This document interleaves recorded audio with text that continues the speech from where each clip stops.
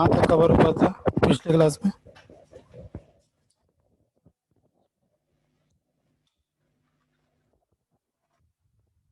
Heat and work शुरू करना था।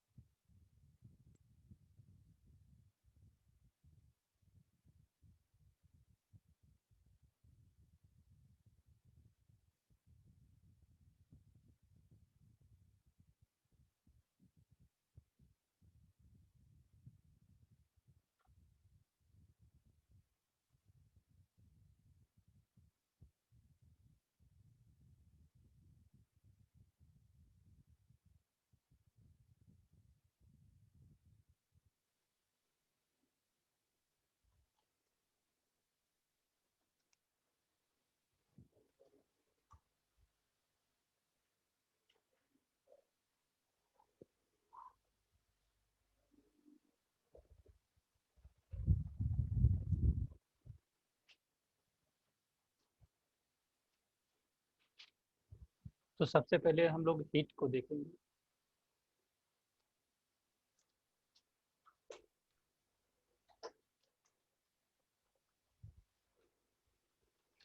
तो ये क्या है? It is the mode of energy transfer. Heat and work are the mode of energy transfer.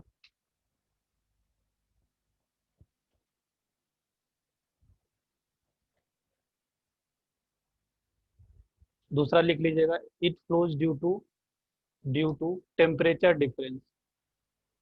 जब भी कभी टेम्परेचर डिफरेंस होगा तो आपका हीट फ्लो होगा। It flows due to the temperature difference.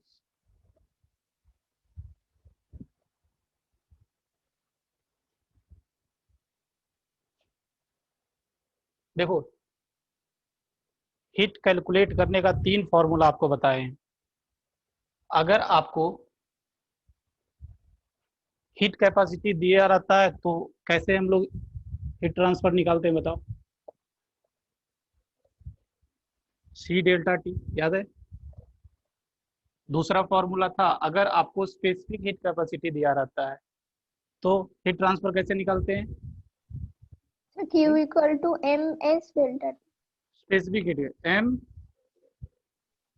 S s delta t. तीसरा था, अगर आपको मोलर हीट कैपेसिटी दिया रहता है तो क्या? N c m delta. देखो यहाँ पर 2 चीज बताया था, अगर आपको याद हो तो।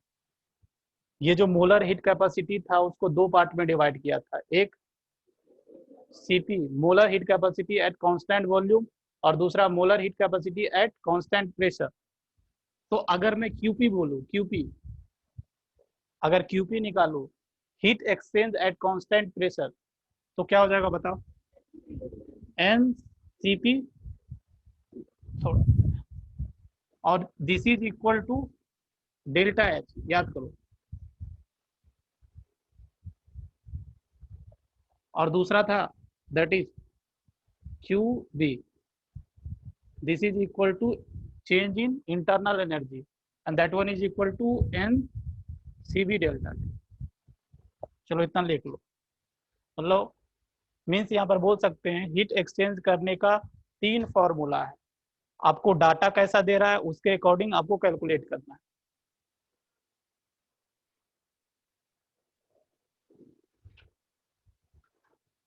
यूनिट भी बता चुका हूँ, इसका यूनिट क्या था? जूल पर केल्विन। इसका जूल पर केजी पर केल्विन। इसका जूल पर मोल पर केल्विन।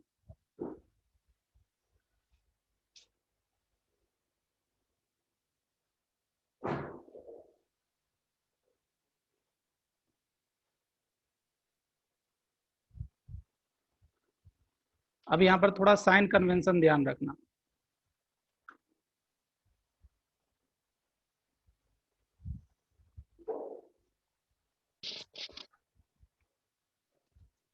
केमिस्ट्री में जैसे मान लो कि कोई सिस्टम है, ये सिस्टम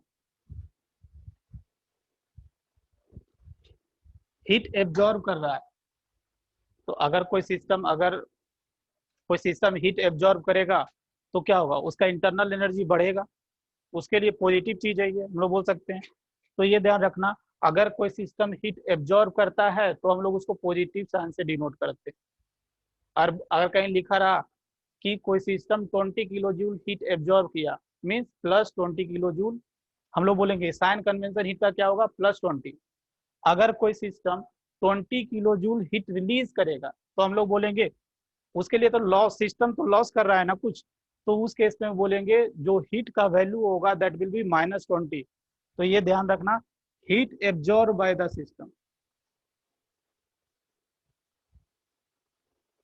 सिस्टम ये पॉजिटिव लिया जाता है। और दूसरा heat released by the system, इसको हम लोग निगेटिव साइन से डिनोट करते हैं। तो साइन कन्वेंशन हीट का ध्यान रखना, heat absorb by the system positive, heat released by the system that is negative.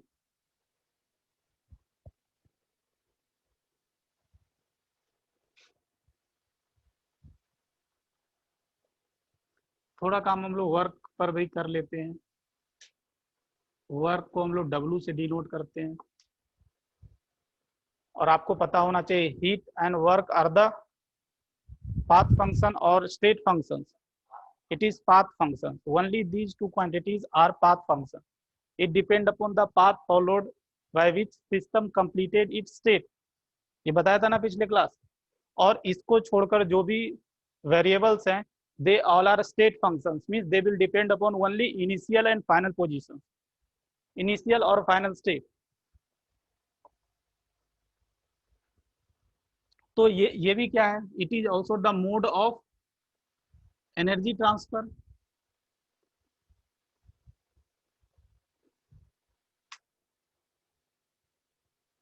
दूसरा चीज इसमें ध्यान रखना है आपको,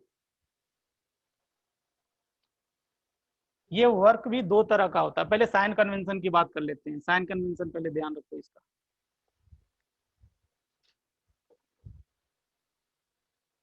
तो अगर मान लो कि कोई सिस्टम है, अगर सिस्टम के ऊपर हमने कुछ काम किया, तो केमिस्ट्री में अगर सिस्टम के ऊपर कुछ काम करते हैं तो पॉजिटिव माना जाता है, बट फिजिक्स में यहाँ पर यहीं पर उल्टा हो जाता है, फिजिक्स में नेगेटिव माना जाता है। तो ये ध्यान रखना कि केमिस्ट्री में अगर सिस्टम के ऊपर काम होगा, सिस्टम के ऊपर काम होगा तो क्या होगा, उसके अंदर जो हीट कंटेंट होगा बढ़ जाएगा। इसलिए केमिस्ट्री में क्या होता है, हम लोग work done on the system that is positive. अगर सिस्टम के ऊपर काम हो रहा है, जैसे सिस्टम के ऊपर यहाँ काम हो रहा था, यहाँ पर सिस्टम हीट एब्जॉर्ब कर रहा था, तो ये पॉजिटिव माना जाता है। अगर सिस्टम काम करेगा, work done by the system that will be negative. अगर सिस्टम काम करेगा तो क्या होगा, जैसे मैं अभी काम कर रहा हूँ तो मेरा क्या हीट कंटेंट जो होगा कम होगा, ये मेरे लिए निगेटिव है। तो यहाँ पर भी अगर सिस्टम काम कर रहा है तो निगेटिव माना जाएगा, बट फिजिक्स में उल्टा होता है। यहीं पर साइन कन्वेंशन ध्यान रखना। तो यहाँ पर क्या लिख लो, work done on the system. अगर सिस्टम के ऊपर काम करोगे तो क्या होगा, पॉजिटिव होगा। पॉजिटिव क्यों होगा, क्योंकि सिस्टम का हीट कंटेंट बढ़ जाएगा। और दूसरा work done by the system, अगर सिस्टम काम करेगा तो उसका हीट कंटेंट घटेगा, दैट इज निगेटिव।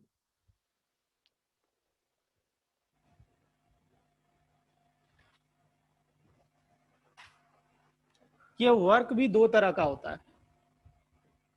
ये जो वर्क है ना, ये भी दो तरह का होता है। एक को बोलते हैं पीवी वर्क, या उसको मैकेनिकल वर्क भी बोला जाता है। एक को क्या बोलते हैं, PV work,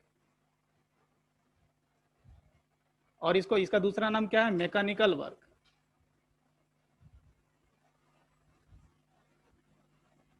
mechanical work, physics में आप यही वर्क की बात करते हो, पीवी वर्क, या इसको पिस्टन सिलेंडर वर्क भी बोला जाता है। और दूसरा क्या होता है, नॉन पीवी वर्क।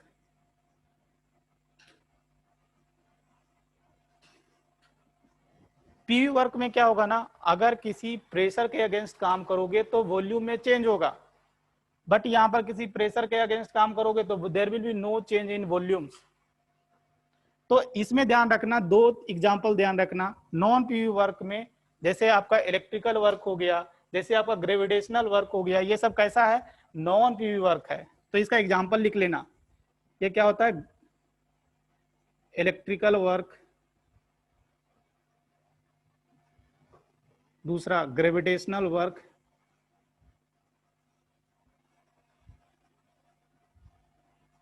और इसके एग्जांपल में आप लिख लो that one is piston cylinder work.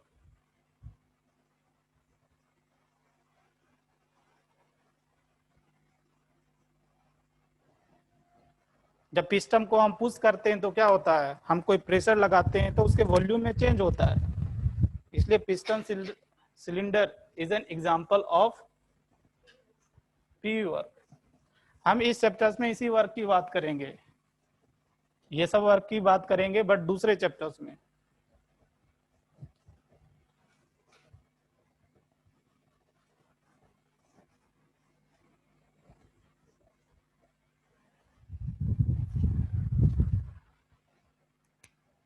तो ये पीवी वर्क लिख लो।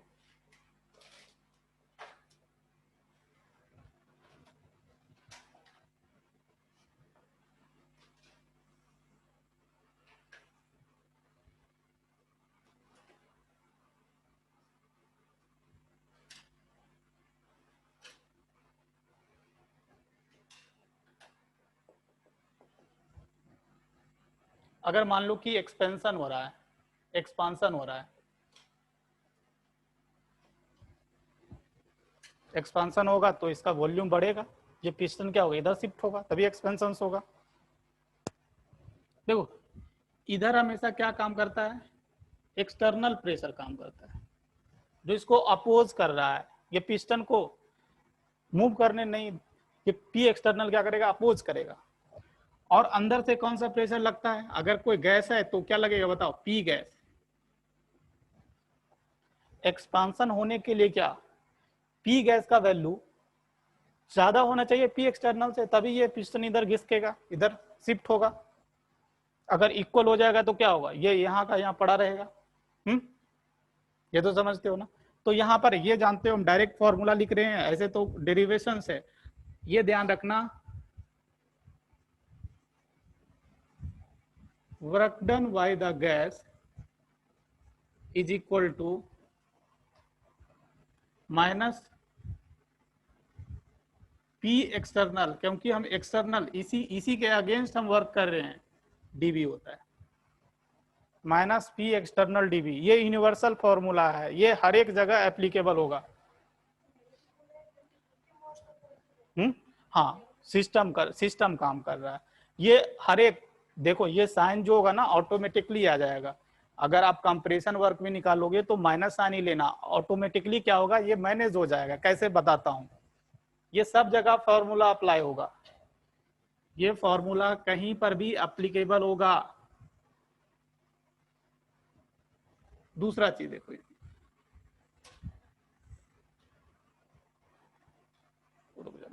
पहले हम ऐसे कर लेते हैं, अगर हम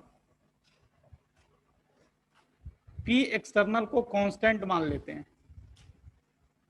अगर पी एक्सटर्नल कांस्टेंट हो जाएगा तो क्या होगा, इसको इंटीग्रेशन से हम लोग बाहर लेकर आ सकते हैं, लेकर आ सकते हैं ना ऐसा पढ़ते हुए। अगर ये कांस्टेंट है तो इसको इंटीग्रेशन से बाहर निकाल सकते हैं हम। तो अभी वर्क डन क्या हो जाएगा बताओ, माइनस पी एक्सटर्नल, ये कांस्टेंट है, और डीवी का इंटीग्रेशन पता है, V2 माइनस V1। डीवी का इंटीग्रेशन, क्योंकि आपको मैं बताया हूं कि एक स्टेट फंक्शन है, स्टेट फंक्शन का इंटीग्रेशन हमेशा डेल्टा वी होता है, बताया हो ना। इसको ऐसे भी लिख सकते हो,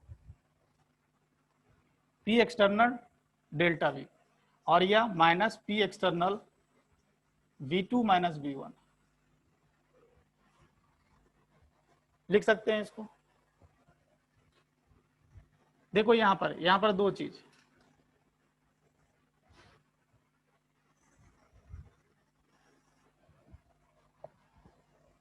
अगर आपका एक्सपेंशन हुआ,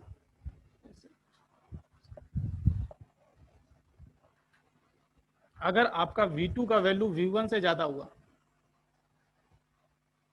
मतलब फाइनल वॉल्यूम इनिशियल वॉल्यूम से ज्यादा है, तो इसको क्या बोलेंगे?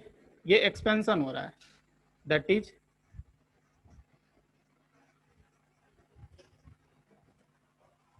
और इस केस में बताओ ये जो वर्क का वैल्यू आएगा पॉजिटिव आएगा या नेगेटिव आएगा? ये वैल्यू देखो, ये वैल्यू क्या है? पॉजिटिव आ रहा है, यहाँ पर एक माइनस साइन पहले से ही है, तो ये वैल्यू हमेशा नेगेटिव आएगा। इसलिए बोला जाता है कि expansion work is always negative. क्या हम लोग बोल सकते हैं? ये जो एक्सपेंशन वर्क होता है, work is always negative.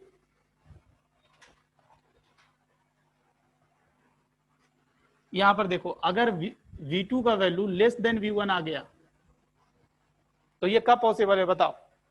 Compression होगा तभी पॉसिबल है। ये अभी इनिशियल वॉल्यूम है, अगर ये पिस्टन इधर शिफ्ट हो जाएगा तभी तो final volume will be less than initial volume. तो हम लोग क्या बोलेंगे? यहां पर क्या होगा? दैट इज कंप्रेशन हो रहा है, कंप्रेशन हो रहा है। इस केस में देखो, वर्क डन का वैल्यू बताओ मुझे।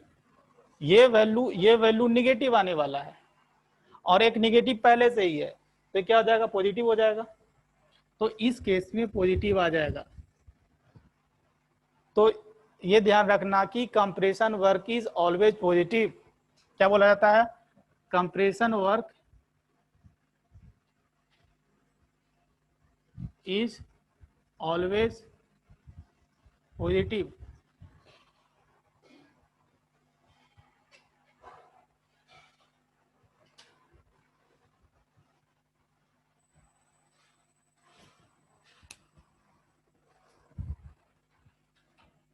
तो ये हो गया एक्सपेंशन वर्क। ध्यान रखना, expansion work is always negative, compression work is always positive. आप सोच भी तो सकते हो, जब इसका एक्सपांशन होगा तो क्या होगा? सिस्टम में ये जो गैस है खुद काम करेगा, अगर खुद काम करेगा तो क्या होगा? Work done by the system negative होना चाहिए, इसलिए नेगेटिव आ रहा है। और दूसरा, जब जब कंप्रेशन होगा तो क्या होगा? सराउंडिंग सिस्टम के ऊपर काम करेगा। सराउंडिंग क्या कर रहा है? सिस्टम के ऊपर काम कर रहा है। जब मैं बोला हूं अगर कोई चीज सिस्टम के ऊपर काम करेगा तो क्या होगा? वर्क डन पॉजिटिव होगा। इसलिए बोला जाता है कि compression work are always positive, expansion work is always negative. चलो आगे देखो।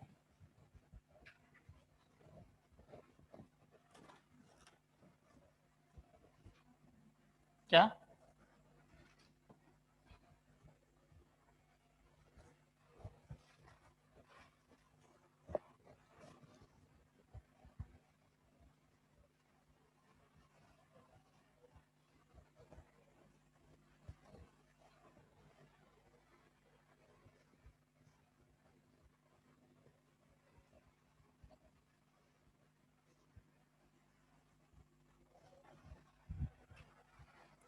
नेक्स्ट थोड़ा सा एक ये भी देख लो, यूनिट ऑफ एनर्जी।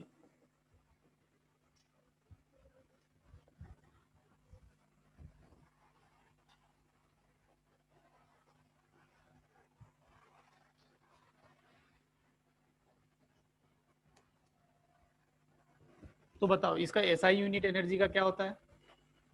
जूल होता है। सीजीएस यूनिट क्या होता है बताओ?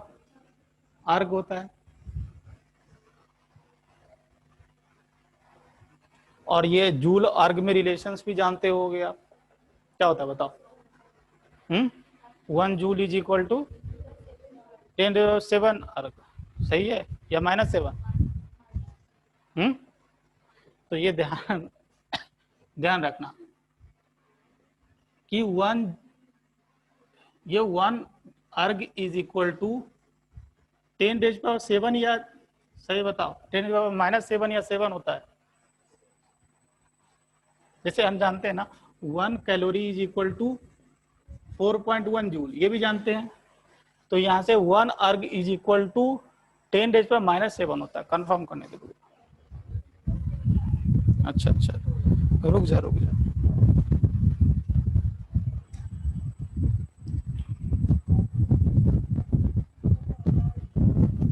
आप ये टर्म तो फिजिक्स में फ्रिक्वेंटली यूज करते होगे। 10 to the power minus -7 सही। हाँ 1 अर्ग इज इक्वल टू 10⁻⁷ जूल, ये सही। क्या बोल रही थी? 1 जूल इज इक्वल टू 10⁻⁷। हाँ चलो, तो ये ध्यान रखना ये रिलेशन। ये भी पता होगा 1 electron volt is equal to how much joule? 1 electron volt is how much joule? sir 1.6 into 10 to the power minus use करते 19 हो 1.6 इंटू 10⁻⁻19 जूल। ये सब ध्यान रखना, ये सब याद करना पड़ेगा। चलो अभी ये सब कंसर्न नहीं है, यहाँ पर मेन है ये बार बार आपको तंग करेगा कि 1 atm litre, atm is litre is equal to how much joule. हाँ तो ये ध्यान रखना कि 101.3 जूल, ये बार बार यूज होगा। दूसरा 1 bar litre is equal to 100 joule, ये दोनों याद रहना जरूरी है, बार बार ये दोनों फॉर्मूला यूज होगा।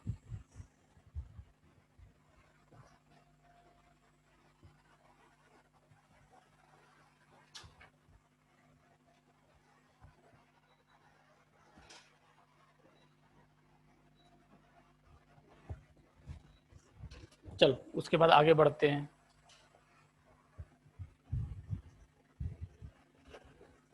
Laws of thermodynamics. सबसे पहला है हम लोग zeroth law of thermodynamics. Zeroth law of thermodynamics, इसको छोड़ो, ऐसे ही लिखो जीरोथ लॉ ऑफ थर्मोडायनामिक्स। तो ये क्या है बताओ?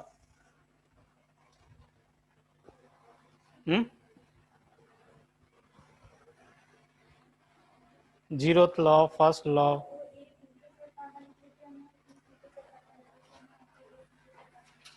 हाँ बिल्कुल बिल्कुल सही। थर्मल इक्विलिब्रियम मतलब समझते हो, टेम्परेचर सेम होगा। यहाँ पर पहले हम यहाँ पर समझा देता हूँ फिर लिखा दूंगा। अगर दो सिस्टम, मान लो कि एक बी है और ये सी है, अगर बी और सी, बी ए के साथ थर्मल इक्विलिब्रियम में है, बी ए के साथ थर्मल इक्विलिब्रियम में है, सी भी ए के साथ थर्मल इक्विलिब्रियम में है। थर्मल इक्विलिब्रियम बोलने का मतलब T A is equal to T c. यहां पर थर्मल इक्विलिब्रियम बोलने का मतलब क्या? हम लोग यही बोलेंगे ना, थर्मल इक्विलिब्रियम मतलब T A is equal, T B is equal to T A. यहां पर क्या बोलेंगे? T A is equal to T C. अगर B, system B are in thermal equilibrium with A, system C is in thermal equilibrium with system A, तो according to zeroth law B and C will also in thermal equilibrium with each other। यही है आपका, ये B और C भी क्या होगा? Thermal equilibrium में होगा। यही है आपका जीरोथ लॉ। तो ये पहले लिख लो फिर बना लेना। If system B and C, if system B and C, if system B and C are in thermal equilibrium with system A, are in thermal equilibrium with system A,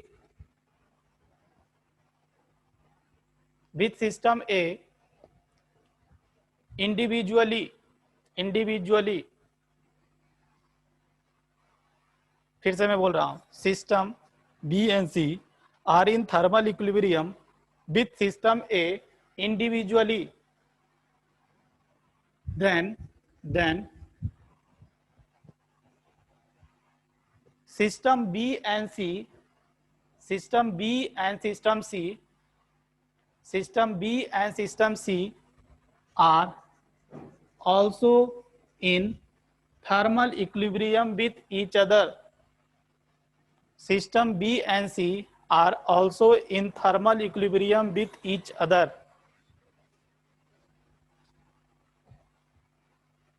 और उसके नीचे ये बना लो, ये बना लो।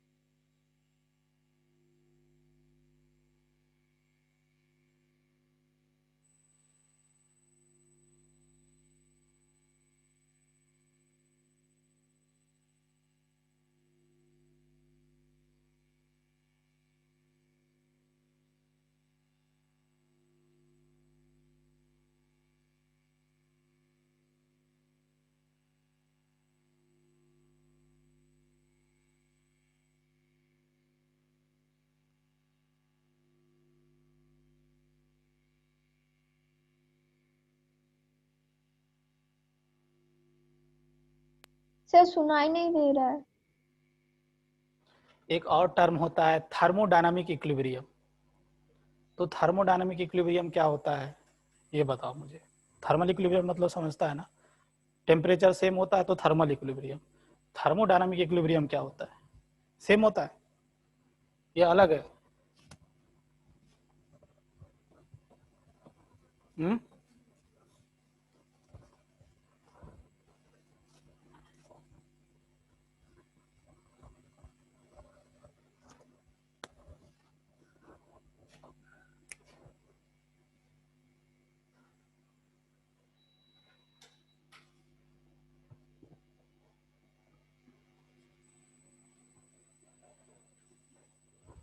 हम्म, बोलो।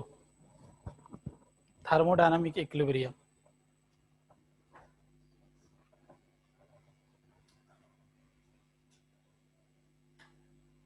हम कब बोलेंगे कि दो सिस्टम थर्मोडायनामिक इक्विलिब्रियम में है? चाहे हीट ट्रांसफर सेम हो। देखो थर्मोडायनामिक इक्विलिब्रियम अचीव करने के लिए ये साथ ही साथ मैकेनिकल इक्विलिब्रियम को अचीव करे, केमिकल इक्विलिब्रियम को अचीव करे और थर्मल इक्विलिब्रियम को अचीव करे, तभी हम लोग बोलेंगे कि किसी दो सिस्टम थर्मोडायनामिक इक्विलिब्रियम है। मतलब मैं क्या बोलना चाह रहा हूँ समझे, कि थर्मोडायनामिक इक्विलिब्रियम को अचीव करने के लिए एक तो mechanical equilibrium, mechanical equilibrium, mechanical equilibrium कब अचीव होगा? जब प्रेशर सेम हो जाता है तो हम बोलेंगे किसी दो सिस्टम मैकेनिकल इक्विलिब्रियम में आ गया है। तो मैकेनिकल इक्विलिब्रियम में प्रेशर इज सेम होना चाहिए। दूसरा है क्या बताओ? Chemical equilibrium. केमिकल इक्विलिब्रियम इसको हम लोग मटेरियल इक्विलिब्रियम भी बोलते हैं, मटेरियल इक्विलिब्रियम भी बोलते हैं। ये कब अचीव होगा? जब आपका कॉन्सेंट्रेशन सेम हो जाएगा। कॉन्सेंट्रेशन सेम होने का मतलब प्रेशर सेम हो जाए। तो ये कब अचीव होगा? Concentration is same. कॉन्सेंट्रेशन या हम ऐसे बोल दो वॉल्यूम इज सेम, ऐसे लिख लो।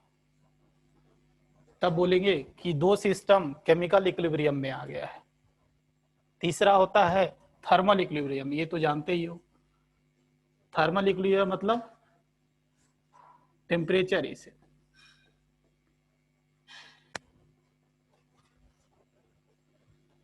अगर किसी दो सिस्टम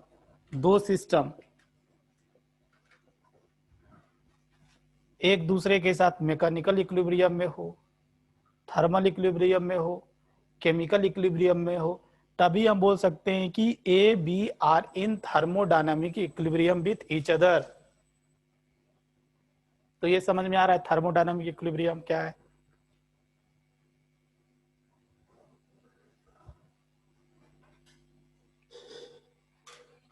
लिख लो यहां पर, if two system TW, if two system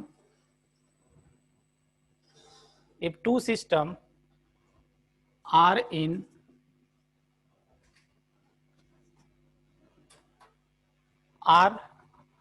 attending mechanical equilibrium, comma, chemical equilibrium and thermal equilibrium with each other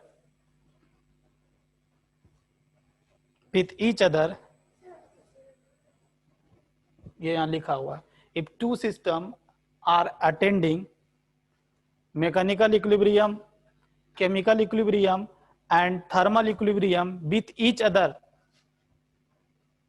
then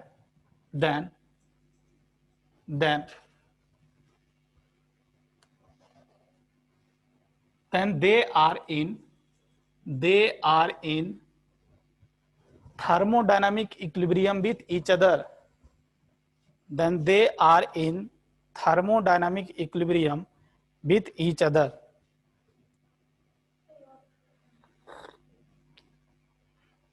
चलो, तो थर्मोडायनामिक इक्विलिब्रियम क्या होता है समझ गया, आगे बढ़ो, लिखो फ्लॉट, first law of thermodynamics, first law of thermodynamics, first law of thermodynamics, फ्लॉट बोलते हैं इसको।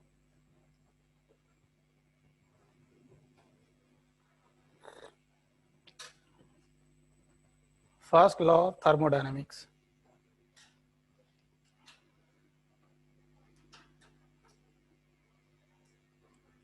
तो पीछे वाला चीज आप लोग पढ़ कर आए हो, मैं बोला था ना कि पीछे वाला चीज पूछूंगा, पढ़ कर आए हो या नहीं? एक बफर सॉल्यूशन है, तो उसका हम पीएच कैसे निकालते हैं अगर एसिडिक बफर है तो बताओ।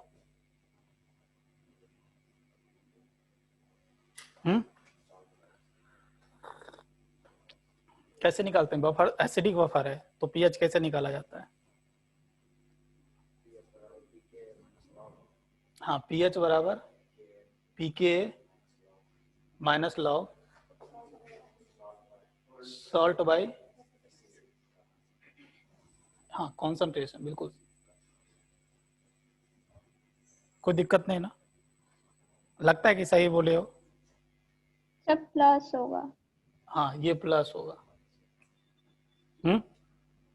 प्लस और माइनस कर दोगे तो उसमें फर्क आ जाएगा ना। जैसे एक मान लो कि ऐसे क्वेश्चन है छोटा छोटा, ये अगर 0.1 मोलर अमोनियम हाइड्रोक्साइड, अगर इसके साथ हम 0.1 मोलर NH4Cl मिला रहे हैं, ये दोनों मिलाकर एक बफर सॉल्यूशन बना रहा है, तो इसका पीएच क्या होगा बताओ?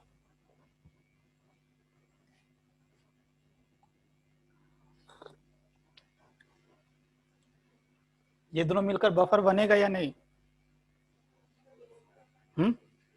बेसिक बफर बनेगा ना, तो इसका पीएच कितना होगा?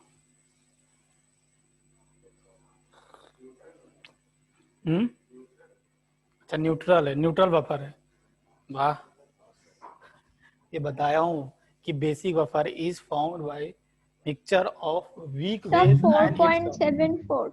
हाँ 4.74। हाँ, इसका के का वैल्यू देना पड़ेगा, पी, चलो पी के बी का वैल्यू बता दिया 4.74, अगर ये नहीं दूंगा तो कैसे बनेगा? पी की बी है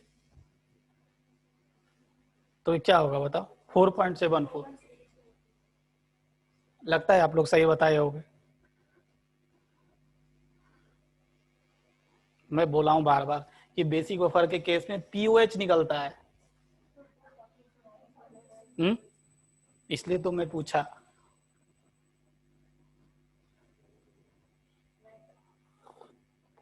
ये जो आपने बताया कि पीओएच है, पीएच निकालने के लिए 14 से माइनस करना पड़ेगा तब ये आएगा। जैसे मान लो कि के आई का वैल्यू अगर 10⁻⁻6 है, कोई इंडिकेटर है उसका के आई का वैल्यू इतना है, तो आप मुझे इंडिकेटर का कलर ट्रांजिशन रेंज बताएं।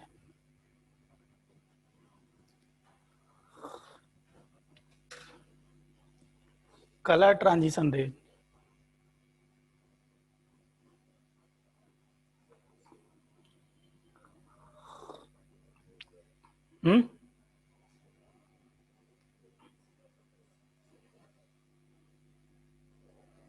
Sir, 5 to 7. 5 to 7, बिल्कुल बिल्कुल सही है। 5 to 7, 5 to 7 are the colour transition range. इस रेंज में, इस 5 to 7 में कलर अपना चेंज करेगा, इंडिकेटर अपना कलर चेंज करेगा। मैं बताया हूं कि किसी इंडिकेटर का जो कलर ट्रांजिशन रेंज होता है PKI-1 से लेकर PKI+1 तक होता है। तो इसका पहले PKI निकालना पड़ेगा, कितना आएगा? 6 आएगा।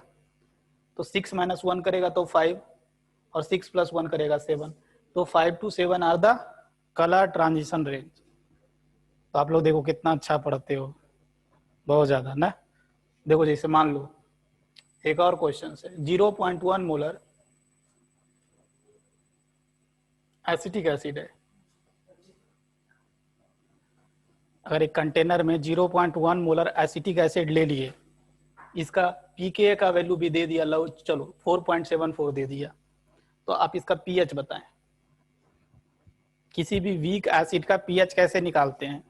फॉर्मूला लगाओ और तुरंत ये क्वेश्चंस बनेगा।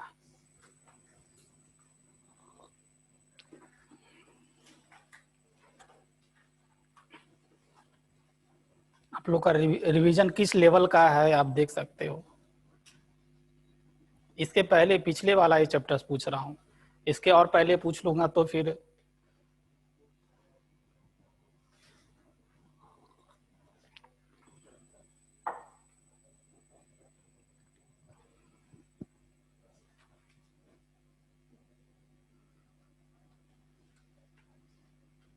अच्छा, ये क्वेश्चन देखकर आपको समझ में आ जाता है कि कॉपी में कहाँ पढ़ाया गया होगा। ये इस लेवल का प्रिपरेशन कब होगा? जब आप कॉपी को बार बार पढ़ोगे, तभी आपको दिमाग में स्ट्राइक करेगा कि हाँ ये पोर्शंस मेरे ये कॉपी में यहाँ पर है।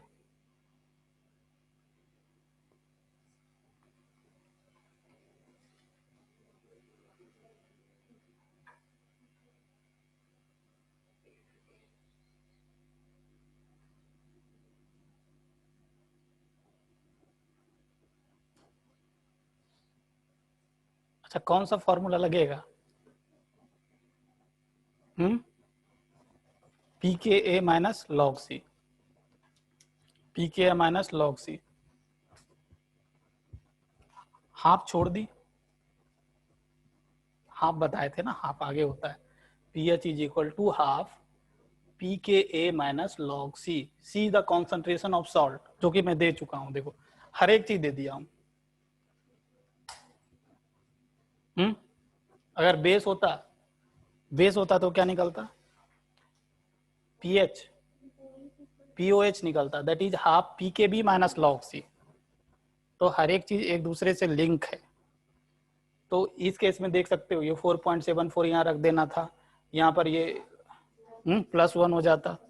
5.74/2 कर देते, वही आपका पीएच हो जाता है। तो ये सब देखो, चलो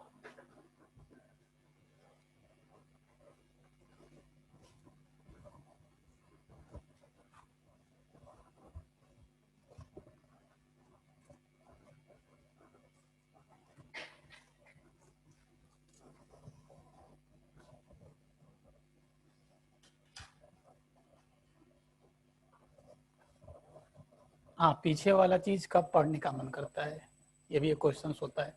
पीछे वाला चीज जो पढ़ाया गया है, ये कब आपको पढ़ने का मन करेगा? जब जब एग्जाम आएगा तो भी मन नहीं करेगा, तो भी मन नहीं करेगा। अगर आप आज जो पढ़ाया गया है इसको जाकर घर में आप आज नहीं पढ़े तो 2 दिन के बाद ही पढ़ोगे ना, तो नहीं पढ़ने का मन करेगा। आपका दिमाग आपका इधर से उधर डाइवर्ट हो जाएगा। आज का चीज आज ही जाकर पढ़ोगे, तभी वो चीज आपको समझ में भी ज्यादा आएगा और बाद में भी पढ़ने का मन करेगा। बट ऐसा तो करना नहीं है। चलो देखो, ये फर्स्ट लॉ ऑफ थर्मोडायनामिक्स लिखो। फर्स्ट लॉ ऑफ थर्मोडायनामिक्स, तो इसमें एक ही चीज लिख लीजिए, it is based on the energy conservation principal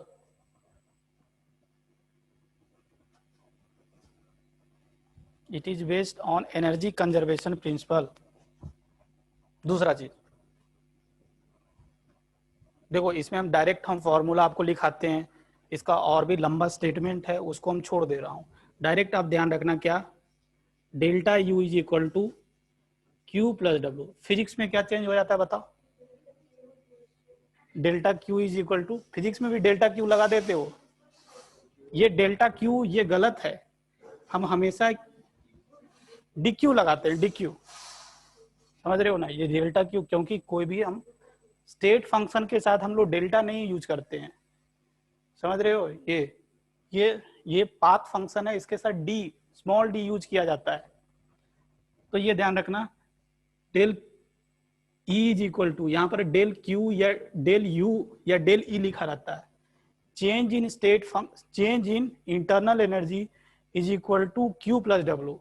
इतना ध्यान रखना, यही बार बार यूज करेंगे, आपको याद भी हो जाएगा।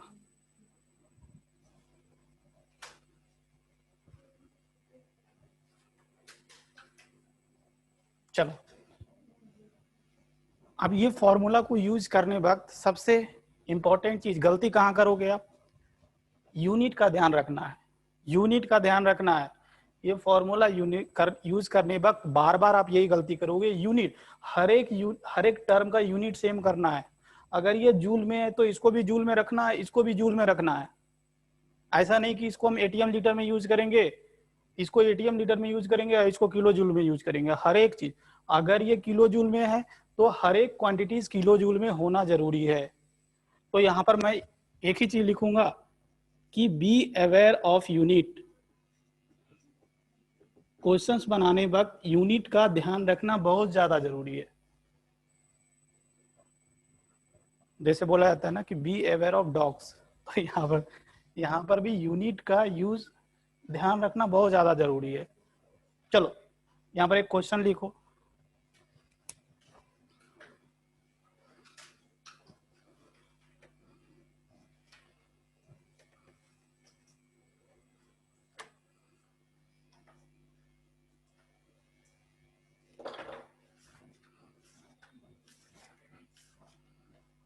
लिखिए, ए system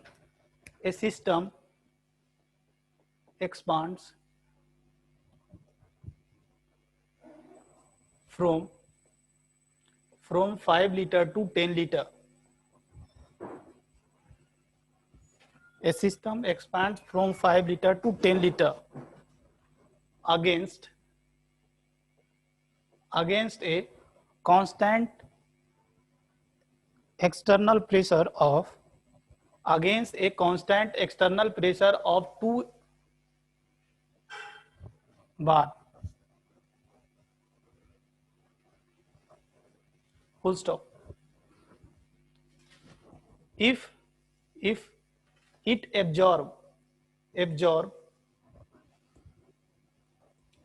800 joule of heat during 800 joule of heat during the process, calculate delta E। पहले क्वेश्चन को पढ़िए, क्या क्या डाटा दिया है उसको लिखिए, और उसके बाद फर्स्ट लॉ यूज करना, यूनिट का ध्यान रखना है।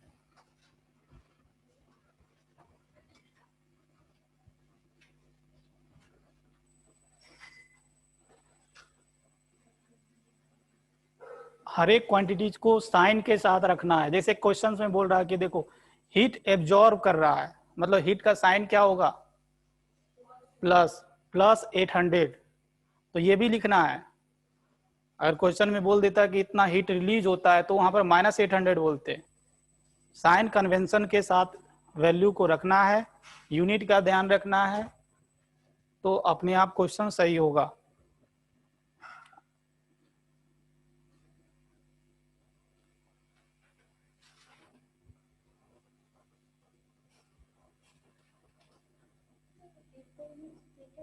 हाँ, ये ध्यान रखना कि डेल्टा यहाँ पर ऐसे भी लिखा रहा तो सेम रहना, लिख लेना यहाँ पर delta U and delta E R same things,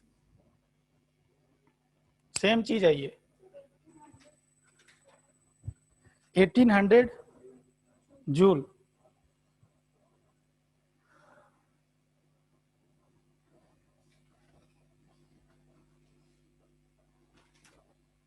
चलो देखो सर -200 जूल। -200 जूल, हाँ -200 joule, that is correct one. मतलब आपने जो 200 बोल रहा है ना, यूनिट के साथ चीजों को रखा है। हम लोग को पता है कि कहाँ पर आप लोग गलती करोगे। दो गलती होता है, यूनिट का ध्यान नहीं रखोगे, दूसरा साइन के साथ वैल्यू को नहीं रखोगे, यही दो जगह गलती होता है। देखिए यहाँ पर देखिए क्वेश्चंस में दिया हुआ है, चलो हम वर्क निकाल ही लेते हैं। Work done is equal to क्या होता है, माइनस पी। अगर देखो ये कांस्टेंट है, कांस्टेंट एक्सटर्नल प्रेशर है, तो पी यहाँ पर लिख सकता हूँ 2 into change in volume that is 5। ये इनिशियल वॉल्यूम और ये फाइनल वॉल्यूम, तो फाइनल वॉल्यूम में इनिशियल वॉल्यूम को घटाना है। ये 12 लीटर में ये कितना आ जाएगा बताओ, -10। अगर मैं जूल में, देखो ये डाटा जो है ना जूल में है, तो हम इसको क्यों ना जूल में कन्वर्ट कर ले। जूल में कन्वर्ट करने के लिए हम 100 से मल्टीप्लाई करेंगे, तब ये जूल में हो गया। मतलब ये कितना हो गया, माइनस जूल। चलो यहां पर क्यू देखो, क्यू का वैल्यू क्या होगा, यहां पर दिया हुआ एब्जॉर्ब कर रहा है। अब ये लगाओ फॉर्मूला फर्स्ट लो, क्यू प्लस डब्ल्यू। क्यू का वैल्यू 800 और अच्छा ये 1000, क्या आ जाएगा -200 जूल, यही आ जाएगा। समझ गए। चलो दूसरा क्वेश्चन लिखो, इस बार सही करना है। For a system undergoing a process, for a system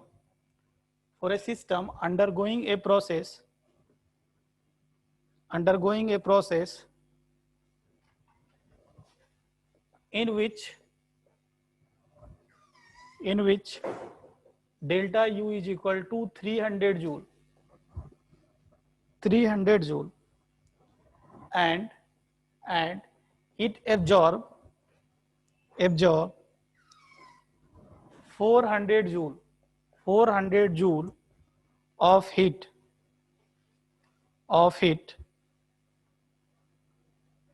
undergoing expansion against 0.5 bar,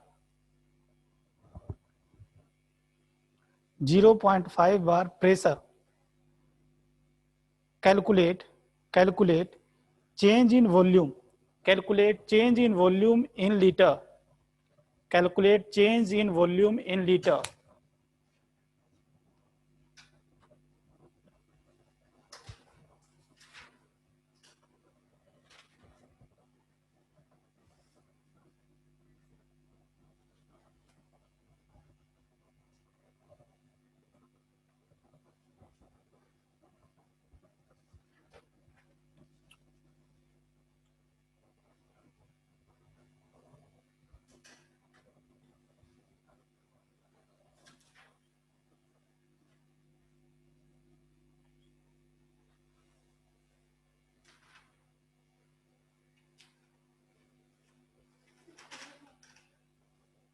to क्या ml, 2 लीटर।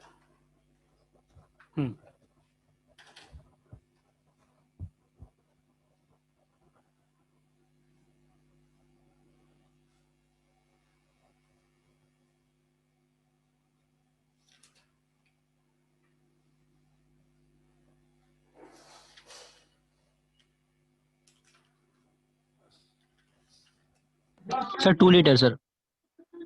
2 लीटर। वो 100 कहाँ से लाई तू? Sir 2 litres. क्या? अच्छा, हमको लगा कि मन किया तो 100 से डिवाइड कर देते हैं। चलो 2 लीटर आ रहा है ना सबका? सबका 2 लीटर आ गया? किन्हीं का है जो 2 लीटर नहीं आया? मतलब यूनिट के साथ आप लोगों ने रखा है।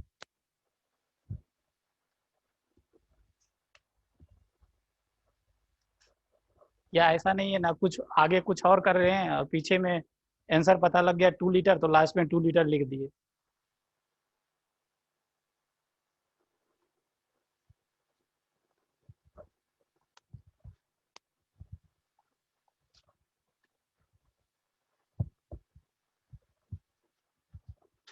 चलो तो सबसे बन गया तो इसको आगे बढ़े हम, अगला क्वेश्चन दे या बताऊं? किन्हीं से अगर नहीं बना तो बोलो, मैं बता दूंगा। बता दूं? चलो ओके, देखो यहाँ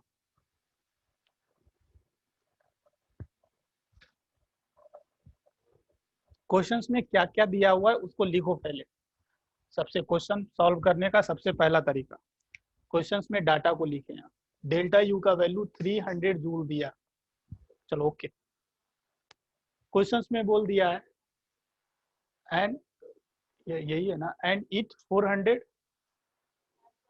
अच्छा एब्जॉर्ब कर रहा है तो Q का वैल्यू क्या हो जाएगा? Plus 400 joule. ठीक, अगर वर्क डन निकालना होगा, वर्क डन क्या, क्योंकि इन तीनों अगर पता चलेगा तभी हम first law of thermodynamics use करेंगे। क्या होता है? Minus P external delta we, delta we, यही क्वेश्चन में पूछा, यही पूछा है क्वेश्चन में।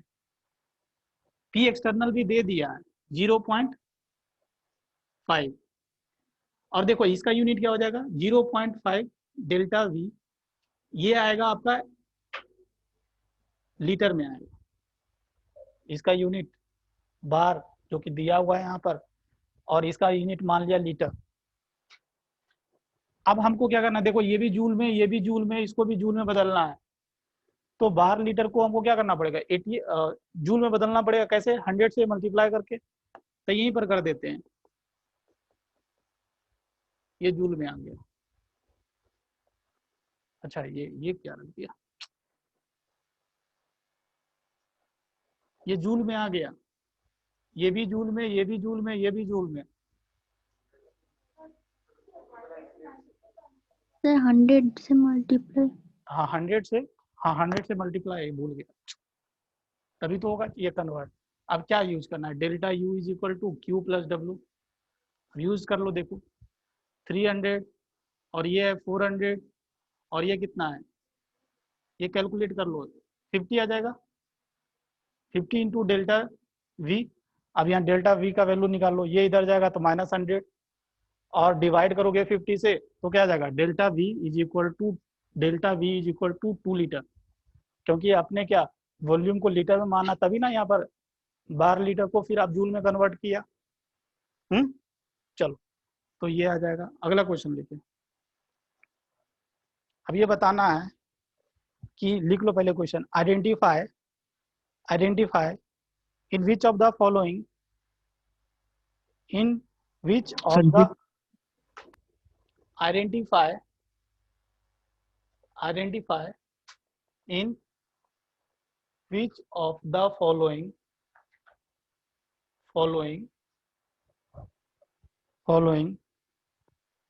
work is done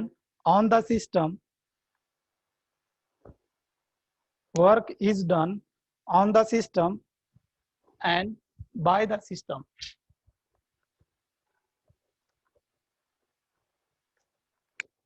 On the system और by the system। जैसे क्वेश्चन का पहला बिट है, देखो अगर मैं यही पूछ लूं, देखो हाइड्रोजन गैस मिलकर मान लो कि अमोनिया बना रहा है, ऐसा कुछ। तो देखो कैसे करेंगे इसको, पहले समझ लो आप।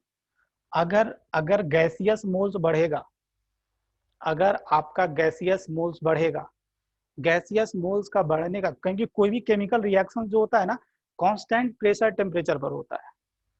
जितने भी केमिकल रिएक्शंस होते हैं ना तो they are generally occurred at constant pressure and temperature. Constant pressure और टेम्परेचर कांस्टेंट हो गया तो मोल्स अगर बढ़ेगा तो वॉल्यूम भी बढ़ेगा, बोल सकते हैं ना, volume is directly proportional two moles.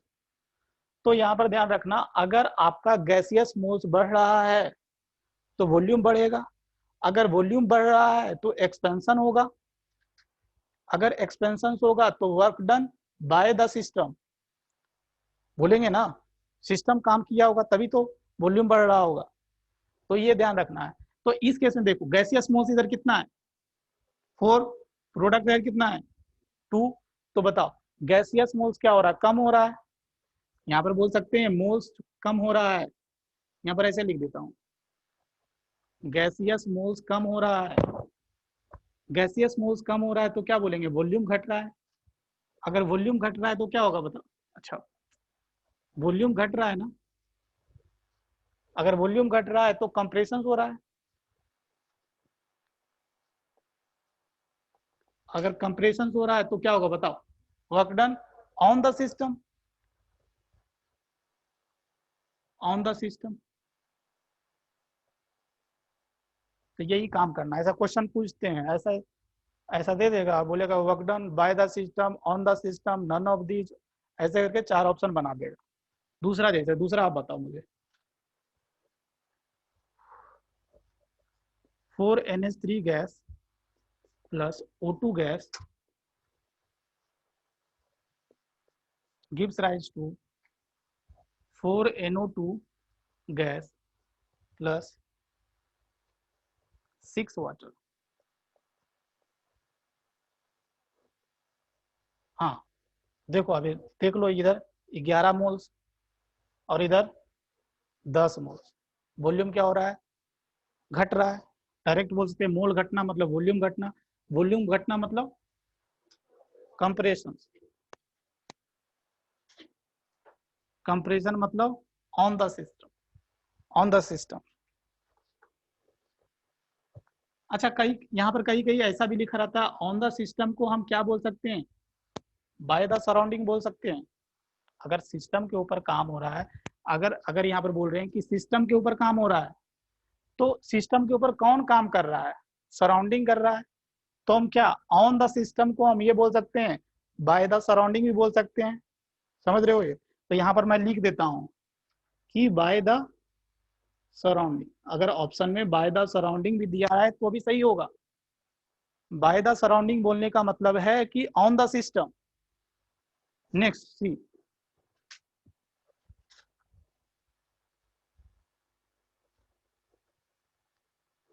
अगर ये आइस है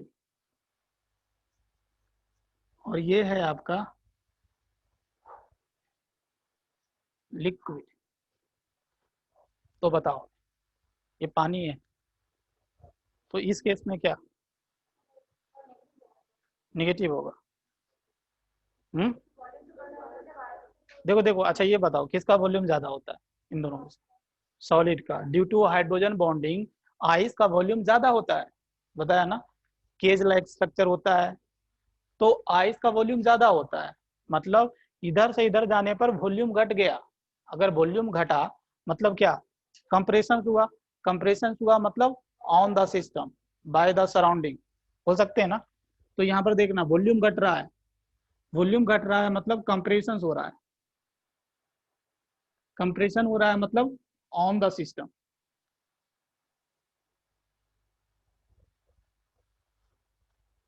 अगर ऐसा रहा तो बताओ,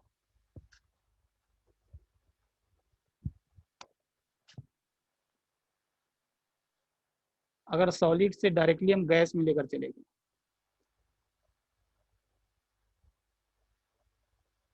तो अभी इस केस में गैस का वॉल्यूम जैसे है ना, गैस का वॉल्यूम बहुत ज्यादा होता है सॉलिड के कंपेरिजन से।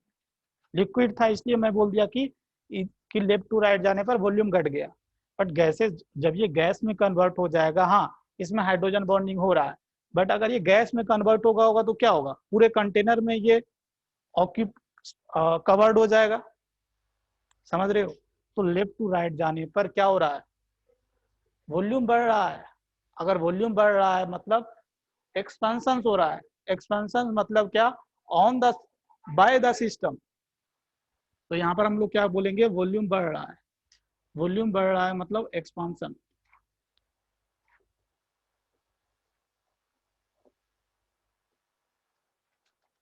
और क्या मैं इसको बोल सकता हूँ, on the surrounding. On the surrounding bye the system का ये मतलब होता है कि हम सराउंडिंग के ऊपर काम कर रहे हैं।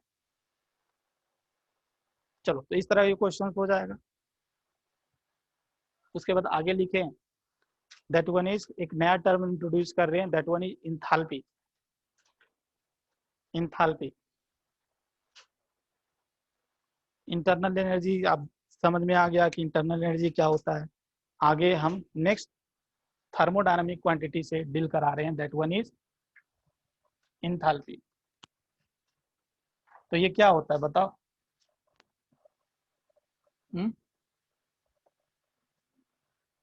अच्छा, कुछ ये इतना तो पता होगा कि स्टेट फंक्शन है कि पाथ फंक्शन है। ये स्टेट फंक्शन है। एक्सटेंसिव प्रॉपर्टी या इंटेंसिव प्रॉपर्टी है, ये extensive property, mass dependent property है।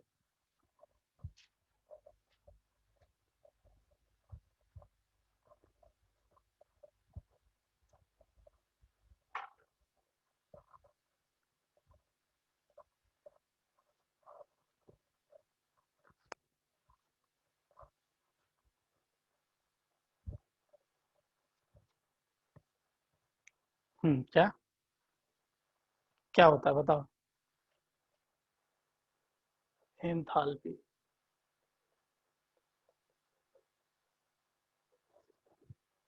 ओपन सिस्टम में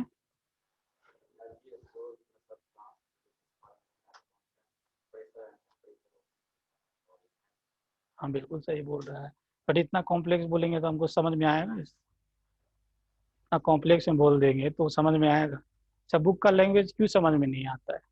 जैसे एनसीईआरटी पढ़कर देखोगे तो एनसीईआरटी समझ में नहीं आता है। ऐसा ऐसा या आप लोग को समझ में आ जाता है। नहीं आता, क्यों नहीं आता है। हाँ तो क्यों नहीं आता है, उसमें क्या है ऐसा दिया हुआ। क्योंकि उसमें देखो, जैसे देखेगा तो एनसीईआरटी कितना पतला होता है ना। अगर देखेगा गाइड बुक देखेगा तो उसे कंपेरिजन में बहुत पतला होता है। मतलब उसमें चीजें लिखी है ना कि कंडेंस फॉर्म में चीजें लिखी गई है। कंडेंस फॉर्म मतलब उस हर एक सेंटेंस का कुछ ना कुछ, हर एक टर्म का कुछ ना कुछ मतलब होता है। वही चीज समझ में नहीं आता है। बट यही वही चीज, वही पोर्शन अगर गाइड में ले जाकर पढ़ोगे तो क्या होगा, वहां पर चीजें एलाबोरेट कर दिया गया है। तो वहां पर पढ़ने से क्या होता है, चीजें आसानी से समझ में आ जाती है। बट एनसीईआरटी में हर एक लैंग्वेज, हर एक जो सेंटेंस है उसका कुछ ना कुछ मतलब होता है। और एनसीईआरटी को समझना बहुत ज़रूरी है। एनसीईआरटी ऐसे जो नीट बच्चे जो प्रिपरेशंस करते हैं, एनसीईआरटी का लाइन बाय लाइन, जैसे बायोलॉजी का हो गया, केमिस्ट्री का जैसे ऑर्गेनिक केमिस्ट्री हो गया, इनऑर्गेनिक केमिस्ट्री हो गया, फिजिकल की बात नहीं करता हूँ, फिजिकल तो बच्चे को लाइन बाय लाइन याद हो जाता है। इस लेवल का वो प्रिपरेशन करता है, 5 बार 10 बार एनसीईआरटी रीडिंग करता है। तो अगर उस लेवल, फिजिकल उतना इंपॉर्टेंट नहीं है। फिजिकल का जैसे पढ़ाता हूँ, थ्योरी हो गया, हाँ एनसीईआरटी का एक्सरसाइज का क्वेश्चन सॉल्व कर ले, बट थ्योरी के लिए मैं रिकमेंड नहीं करूँगा। थ्योरी जो पढ़ाया जाता है उसको पढ़े, और साथ ही साथ जो भी उसका एक्सरसाइज क्वेश्चन है, एक्सरसाइज क्वेश्चन कर ले। हाँ, इनऑर्गेनिक केमिस्ट्री हो गया, ऑर्गेनिक केमिस्ट्री हो गया, ये चीज़ आपको पढ़ना पड़ेगा वहाँ पर, और यही सब चीज़ पर ज़्यादा फोकस भी करना पड़ेगा। पढ़ाने के तो मैं बहुत चीज़ पढ़ाऊँगा, बट मैं जो जब भी कभी इम्पोर्टेंट बोलता हूँ मतलब वो चीज़ एनसीईआरटी में दिया हुआ है, और वो चीज़ अक्सर पूछा भी करते हैं। तो ये सब चीज़ें बायोलॉजी में तो आपको हर एक चैप्टर्स के लिए आपको फॉलो करना पड़ेगा एनसीईआरटी। एनसीईआरटी को हर एक लाइन बाय लाइन आपको याद होना चाहिए। चलो, तो इसके अंदर हम ज़्यादा नहीं, डेफिनेशंस के ऊपर नहीं जाएंगे, हम डायरेक्ट काम की बात करते हैं। क्योंकि आप लोग तो अब बोर्ड देना है नहीं किन्हीं को कि जिसको इसको डेफिनेशन लिखना पड़े वहाँ एग्जाम में, ऐसा तो है नहीं। आपको तो डायरेक्टली आपको क्या है, क्वेश्चंस बनना चाहिए, उसी के ऊपर काम करेंगे। तो यहाँ पर डायरेक्टली आप ध्यान रखना, एच इज इक्वल टू क्या होता है, यू प्लस पीवी, ये पीवी वर्क है, U प्लस पीवी, इसी को हम लोग बोलते हैं इंटरनल एनर्जी, सॉरी इंथैल्पी। अच्छा ये बताओ, ये एक स्टेट फंक्शन है या पाथ फंक्शन? State function. ये ये ये ये पाथ फंक्शन, पाथ फंक्शन। हाँ, प्रेशर स्टेट फंक्शन है, वॉल्यूम भी स्टेट फंक्शन है, मतलब ये भी ओवरऑल स्टेट फंक्शन, ये भी स्टेट फंक्शन, तो ये भी क्या स्टेट फंक्शन। तो ये छोटी छोटी चीजें तो ध्यान रखना, ये स्टेट फंक्शन है, एक्सटेंसिव प्रॉपर्टी है, ये लिखना है तो लिख सकते हो। दूसरा चीज, अगर इसको चेंज फॉर्म में लिखना चाहे, एट कांस्टेंट प्रेशर, ऐसे कर दो, एट कांस्टेंट प्रेशर, प्रेशर को कांस्टेंट कर दो, और इसको चेंज फॉर्म में डिफरेंशिएशन करूँ इसका। तो फिजिक्स में तो डिफरेंशिएशन वगैरह पढ़ते होगे आप लोग, डिफरेंशिएशन इंटीग्रेशन बेसिक मैथमेटिक्स में। तो इसको डिफरेंशिएशन करेंगे तो क्या होगा बताओ? डेल एच, डी एच भी लिख सकते हो, बट बड़ा चेंज के लिए हम लोग डेल यूज करते हैं। ये क्या हो जाएगा बताओ? यू। ये देखो यहाँ पर, अगर प्रेशर कांस्टेंट है तो इसको बाहर ले लेते हैं और ओनली इसका इंटीग्रेशन करेंगे।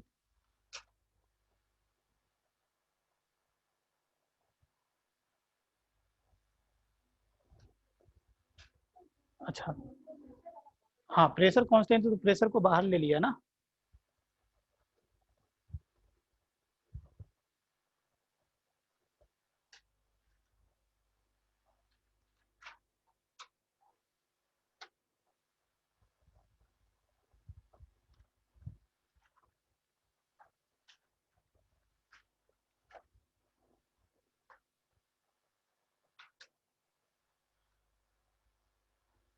अच्छा एक चीज बताया था, याद है? Heat exchange at constant volume that is equal to constant volume del u, heat exchange at constant pressure del H.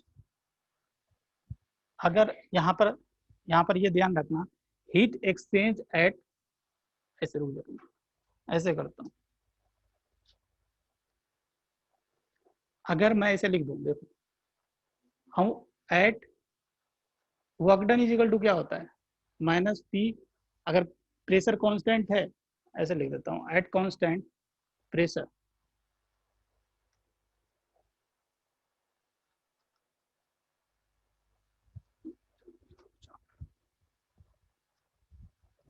अब डायरेक्टली ध्यान रखें कि heat exchange at constant pressure that is equal to del h. Del h का value कैसे निकालते हैं? N c p delta. और यहाँ पर ये इंपॉर्टेंट है, लिख लें यहाँ पर, heat exchange at constant pressure is equal to change in enthalpy. यहाँ पर लिख ले,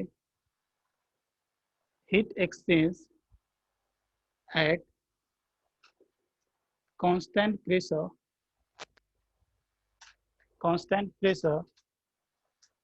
is equal to change in enthalpy।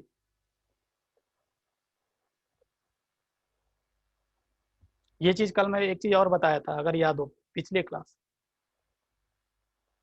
ये जो हीट है, heat is an path function, but अगर मैं बोल दूं आपको heat exchange at constant pressure, तो heat exchange at constant pressure क्या होता है?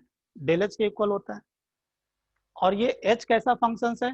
State function. तो ये ध्यान रखना, heat exchange at constant pressure is a state function, heat is an path function, but अगर मैं कैलकुलेट करने के लिए बोल दूं heat exchange at constant pressure, that then it will become a state function. इसी तरह यहाँ पर जैसे यहाँ पर ये भी बताया था, अगर याद हो, in general heat is N path function, but heat exchange at constant volume that will be a state function, क्योंकि heat exchange at constant volume that is equal to change in internal energy. समझ गया ये चीज? चलो आगे बढ़ते हैं। हाँ ये क्या है? हाँ, जैसे हम बताए थे आपको कि इंटरनल एनर्जी का एब्सोल्यूट वैल्यू हम लोग कैलकुलेट नहीं कर सकते हैं, बट उसको हमेशा चेंज फॉर्म में लिखते हैं। जब एक सिस्टम एक स्टेट से दूसरे स्टेट में कन्वर्ट होता है तो हम लोग क्या करते हैं, इंटरनल एनर्जी को हमेशा चेंज फॉर्म में कैलकुलेट करते हैं। इसी तरह आपको यहाँ पर ध्यान रखना है कि absolute value of enthalpy can not be calculated, it is always calculated in change form. तो ये लिख लो, absolute value of H can not be calculated, absolute value of H cannot be calculated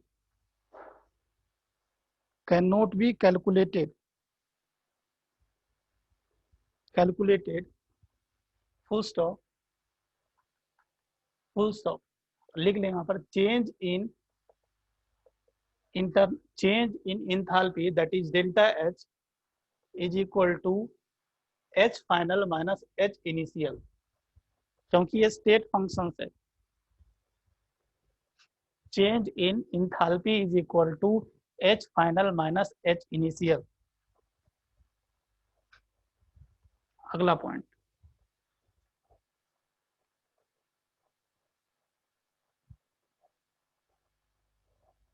जैसे अगर आपको याद हो तो मैं बताया था कि internal energy is a function of volume and temperature. इसी तरह यह ध्यान रखना कि it is an function of pressure and temperature. ये जो आपका इंथैल्पी है, it is a function of pressure and temperature. मतलब प्रेशर टेम्परेचर चेंज करने से आपका इंथैल्पी चेंज हो जाता है। तो ये भी लिख लिया आप।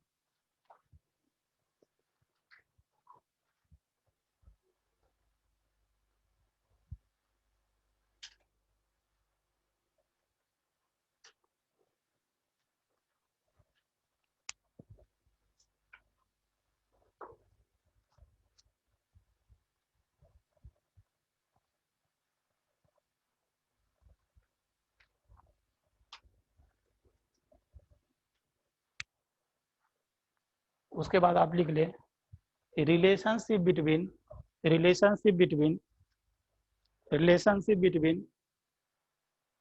Del H and del U.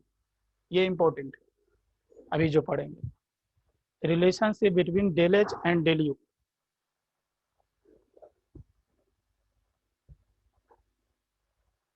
Del H and del U आप लोगों को मॉड्यूल्स मिल गया है ना? सबको मिल गया? तो क्वेश्चन वगैरह बनाते हो या ऐसे ही उसको क्या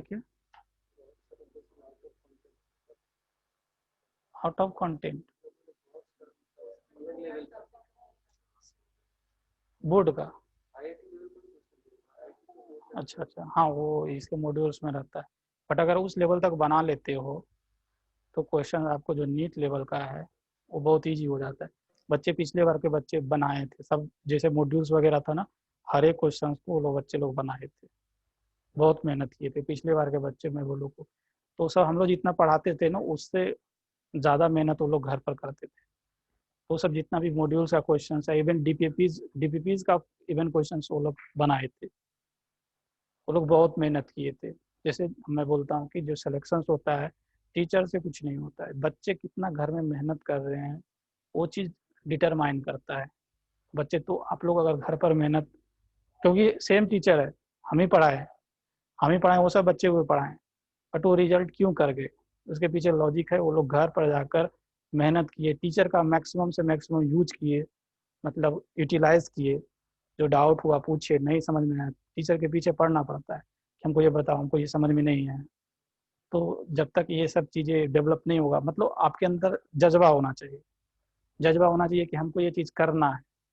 ऐसा नहीं है ना कि जैसे मैं बोलूँ कि मैं हम मतलब यूपीएससी की तैयारी कर रहे हैं, सिविल सर्विसेज का तैयारी कर रहे हैं, और मैं पढ़ूँ ही नहीं। अगर मैं नहीं पढ़ूंगा तो कुछ भी नहीं होगा। अगर आप बोल रहे हो कि आप डॉक्टर की तैयारी कर रहे हैं, तो डॉक्टर जितना मेहनत करना पड़ेगा आपको, तभी कुछ हो पाएगा। ऐसे नहीं तो फिर कुछ नहीं। आप तैयारी मतलब जैसे क्या होगा, साल बढ़ता जाएगा, 1 साल होगा, 1 साल अच्छा से मेहनत कर लो, फिर उसके बाद कहीं ना कहीं अच्छे जगह अच्छे कॉलेज में चले जाओगे, फिर आपका अलग वैल्यू होगा। फिर हम लोग टीचर को याद भी नहीं करोगे। चलो, बट हम लोग को ये दुख नहीं रहेगा। आप लोग अच्छे जगह पर पहुंच जाए, यही हम लोग का मकसद रहता है।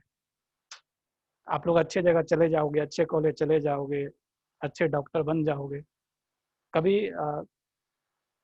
कभी हम लोग को याद करो चाहे नहीं, बट आप लोग अच्छे जगह पहुंच जाओगे, तो यही हम लोग के लिए बहुत बड़ी बात है। चलो यहाँ पर देखो, relationship between del H and del you.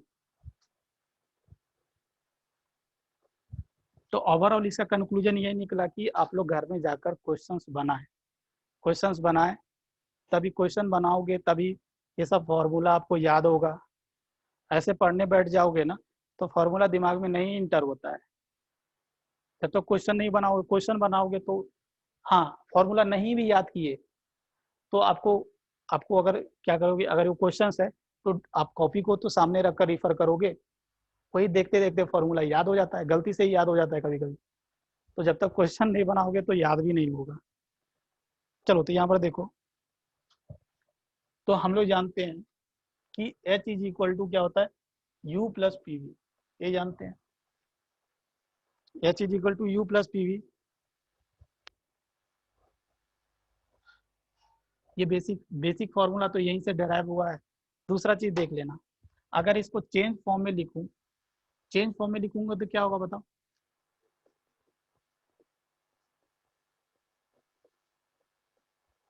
होगा ये, इसको भी डिफ्रेंशिएट करना पड़ेगा, इसको भी डिफ्रेंशिएट करना पड़ेगा, इसको भी डिफ्रेंशिएट करना पड़ेगा। हाँ, अब कंडीशन लगा दो, प्रेशर कांस्टेंट है तो इसको बाहर निकाल लेंगे, वॉल्यूम कांस्टेंट है तो इसको बाहर निकाल लेंगे। बट ये तो जनरल फॉर्मूला हुआ ना, ये जनरल फॉर्मूला हुआ ना, del H is equal to del U plus, ऐसे कर देता हूँ, P2V2 माइनस P1V1। कर सकते हैं ना। मतलब ये फॉर्मूला पर कोई भी कंडीशन नहीं लगाया गया। कोई कंडीशन अभी तक लगाया हूँ, प्रेशर कांस्टेंट, वॉल्यूम कांस्टेंट, ऐसा टर्म यूज किया हूँ? तो ये जो फॉर्मूला है हम कहीं पर भी लगा सकते हैं। इस फॉर्मूला में कोई भी कंडीशंस नहीं लगाया गया है। चलो, क्वेश्चंस करवाऊंगा, पहले आप देख ले फॉर्मूला जितना भी है, इससे आप रूबरू हो जाए, फिर क्वेश्चंस करवाऊंगा। दूसरा चीज, इसी चीज को मैं लिखा हूँ यहाँ। अगर प्रेशर को कांस्टेंट कर दूं, प्रेशर को कांस्टेंट कर दूं, तो क्या करेंगे, प्रेशर को बाहर निकाल लेंगे इससे। तो क्या लिखेंगे बताओ, del H is equal to del U plus P del V, यही लिखेंगे।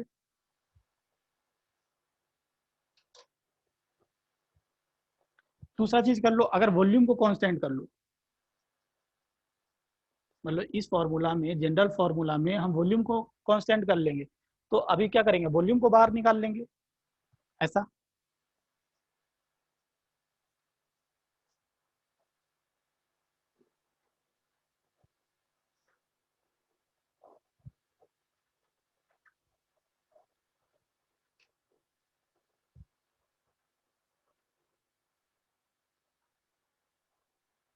फिर उसके बाद लिखें for gaseous phase reactions, gaseous phase reactions.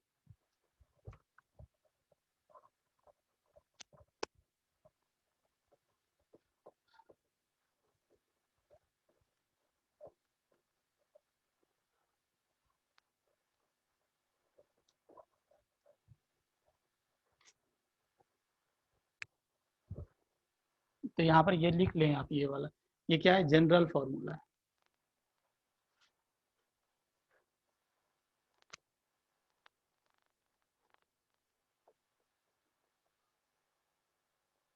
मतलब यहाँ पर क्या, both pressure and volume are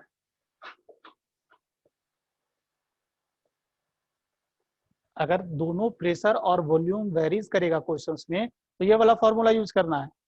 अगर प्रेशर कांस्टेंट होगा तो ये वाला, अगर वॉल्यूम कांस्टेंट होगा तो ये वाला। समझ रहे हैं? और नेक्स्ट वाला क्या टॉपिक लिखाया था? For gaseous phase reactions, for gaseous phase reactions.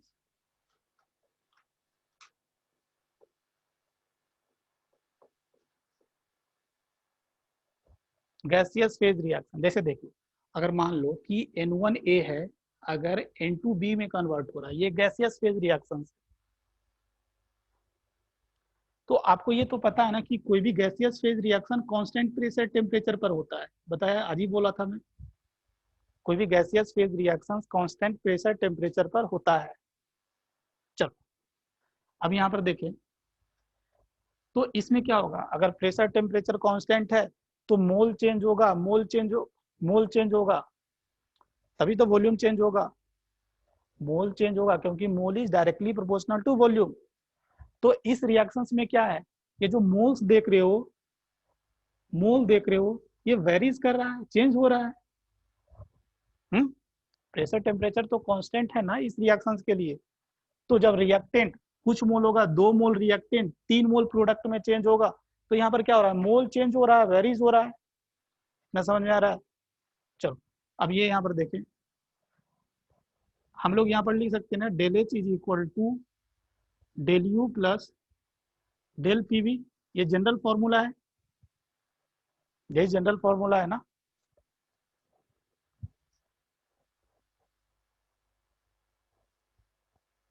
अगर हम आइडियल गैस की बात करें, अगर ये आइडियल गैस है तो हम क्या PV is equal to nRT लिख सकते हैं, लिख सकते हैं ना।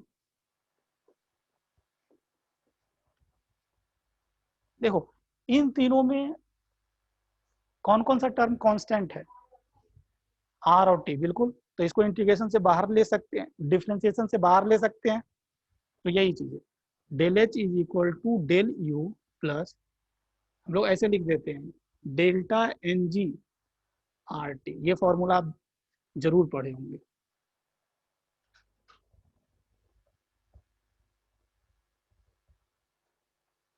अब ये डेल्टा एन जी क्या है, sum of mole of gaseous product minus sum of moles of gaseous reactant. ये वाला टर्म पहले भी डील कर चुके हैं आप, तो यहाँ पर लिख ले, where delta N G is what, sum of moles of gaseous product minus sum of moles of gaseous reactant.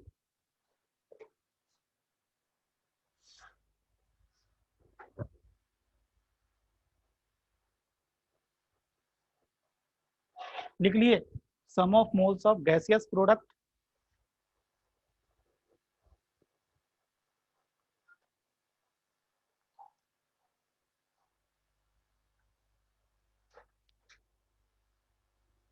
अच्छा N P minus N R, एक ही रिएक्टेंट और प्रोडक्ट होता है। अच्छा टोटल, तो समझ जाएगी, 4 दिन के बाद पढ़ेगी तो समझ जाएगी। तो सिंपल से मैं छोटा छोटा क्वेश्चन पूछता हूँ तो भूल जाते हैं। चलो तो यहाँ पर भी मैं बोलूंगा कि ये जब फॉर्मूला यूज कीजिएगा ना, तो यूनिट का ध्यान रखना है, यूनिट का। यहाँ पर भी गलती करोगे, यूनिट का हर एक क्वांटिटी, अगर ये जूल में तो इसको भी जूल में और इसको भी जूल में रखना है, तो यूनिट का ध्यान रखना पड़ेगा आपको। चलो तो इससे रिलेटेड क्वेश्चन जो होगा अगले क्लास में कराएंगे, तो इसको पढ़कर आइएगा। पीछे वाला चीज जो भी होता है रिविजन्स करे, क्योंकि मैं पीछे वाला चीज कुछ कुछ पूछता रहूंगा आपसे। और फिर देखूंगा अगर आप लोग रिस्पॉन्स नहीं करते हो तो फिर मैं टाइम उसमें क्यों लगाऊंगा, टाइम उसमें दूंगा ही नहीं, हम आगे पढ़ाता जाऊंगा। चलो आज के लिए इतना ही। Thank you, sir. Thank you, sir.